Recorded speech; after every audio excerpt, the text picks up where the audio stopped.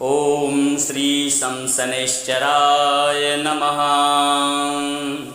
प्यारे भक्तों, शनि की 7.5 और अढ़ैया के दौरान शनिवार को व्रत रखने के साथ साथ शनिवार व्रत कथा का पढ़ना और सुनना विशेष रूप से लाभदायक होता है। आइए शनिदेव महाराज की इस पावन कथा को श्रद्धा और भक्ति के साथ में श्रवण करते हैं।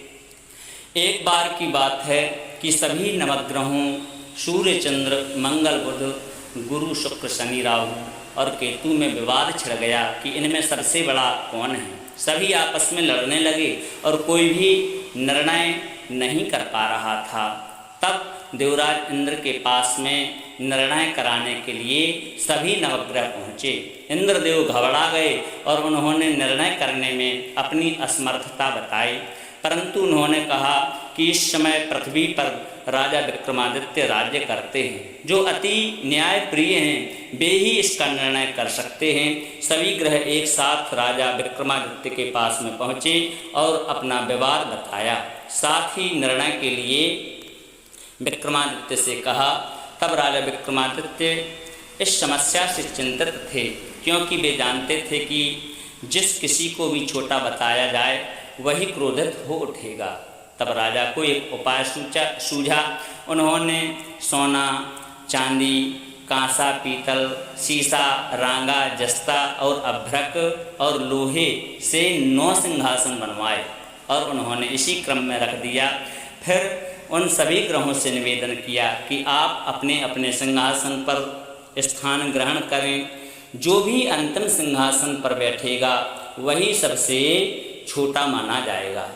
इसके अनुसार लोह सिंहासन सबसे बाद में होने के कारण शनिदेव सबसे बाद में बैठे, तो वही सबसे छोटे कहलाए। शनिदेव को लगा कि राजा ने मेरा घोर अपमान किया है। ऐसा कहकर गुस्से में राजा से बोले कि राजा, तू मुझे नहीं जानता।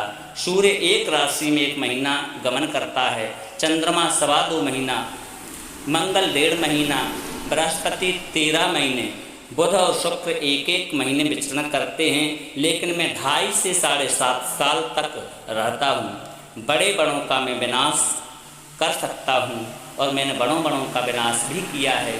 भगवान श्री राम 7.5 जब भगवान श्री राम पर आई तो उन्हें वनवास हो गया। रावण पर जब 7.5 की दशा आई, जब उनको शनि की महादशा लगी, तो लंका को वानरों की सेना ने हरा दिया और रावण का भी अंत हो गया। अब तुम सावधान रहना, ऐसा कहकर क्रोधित होकर के शनिदेव वहाँ से चले गए। अन्य देवता खुशी खुशी चले आए। कुछ समय बाद राजा की 7.5 जब आई, तब शनिदेव घोड़ों के सौदागर बन करके वहाँ आए। उनके साथ में कई बढ़िया घोड़े थे। राजा ने यह समाचार सुन अपने अश्वपाल को अच्छे घोड़े खरीदने की आज्ञा दी। उसने कई अच्छे घोड़े खरीदे। वह सर्वोत्तम घोड़े को राजा की सवारी हेतु दिया। राजा ज्यों ही उस पर बैठा, वह घोड़ा सरपट वन की ओर भागा, भीषण वन में पहुँच करके और वह अंतर्ध्यान हो गया। तब राजा भूखा प्यासा भटकता रहा। तब एक ग्वाले ने उसे पानी पिलाया। राजा ने प्रसन्न होकर के उसे अपनी अंगूठी दी। वह अंगूठी दे करके राजा नगर को चल दिया और वहाँ अपना नाम उज्जैन निवासी बीका बताने लगा। वहाँ एक सेठ की दुकान में उसने जल इत्यादि पिया और कुछ देर आराम किया। भाग्यवश उस दिन सेठ की खूब बिक्री हुई। सेठ उसे खाना इत्यादि कराने खुश होकर के अपने साथ घर ले गए। वहाँ उसने एक खूंटी पर देखा कि एक हार टंगा हुआ है, जिसे खूंटी निगल रही है। थोड़ी देर में पूरा हार गायब था। तब सेठ ने आने पर देखा कि हार गायब है। सेठ ने समझा कि बीका ने उसे चुराया है। उसने बीका को कोतवाल के पास में पकड़वा दिया। फिर उस नगर के राजा ने बीका को चोर समझ करके उसके हाथ पैर कटवा दिए, उसके हाथ कटवा दिए और नगर के बाहर फेंकवा दिए। वहाँ से एक तेली निकल रहा था, जिसे उस राजा पर दया आई और उसने बीका को अपनी गाड़ी में बिठाया। वह अपनी जीभ से बैलों को हाँकने लगा। उस समय राजा की शनि दशा समाप्त हो गई थी। वर्षा ऋतु आने पर राजा मल्हार गाने लगा। मल्हार राग में सुंदर गीत गाने लगा।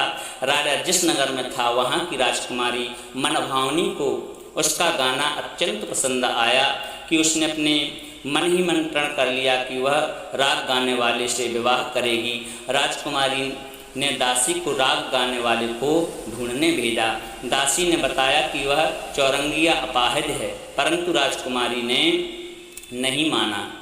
अगले ही दिन से उठते ही वह अनशन पर बैठ गई कि विवाह करेगी तो उसी से ही करेगी। बहुत समझाने पर भी जब राजकुमारी नहीं मानी तो राजा ने उस तेली को बुलावा भेजा और विवाह की तैयारी करने को कहा। फिर विवाह राजकुमारी से राजा का धूमधाम से हो गया। तब एक दिन सोते हुए स्वप्न में शनिदेव ने राजा से कहा, राजन, देखा तुमने मुझे छोटा बता करके कितना दुख झेला है। तब राजा ने उनसे क्षमा मांगी और प्रार्थना करते हुए कहा कि हे शनिदेव, जैसा दुख मुझे दिया है किसी और को ना दें। शनिदेव मान गए और कहा कि जो मेरी कथा और व्रत को करेगा, मेरी कथा को ध्यानपूर्वक सुनेगा, उसे मेरी दशा में कोई भी दुख नहीं होगा। जो भी व्यक्ति रोज़ मेरा ध्यान करेगा और चींटियों को आटा डालेगा, उसकी सभी मनोकामनाएं पूर्ण होंगी। और शनि ने राजा को हाथ पैर भी वापस कर दिए। प्रातः आँख खुलने पर राजकुमारी ने देखा तो वह आश्चर्यचकित हुई। बीका ने उसे बताया कि वह उज्जैन का राजा विक्रमादित्य है। सभी अत्यंत प्रसन्न हुए।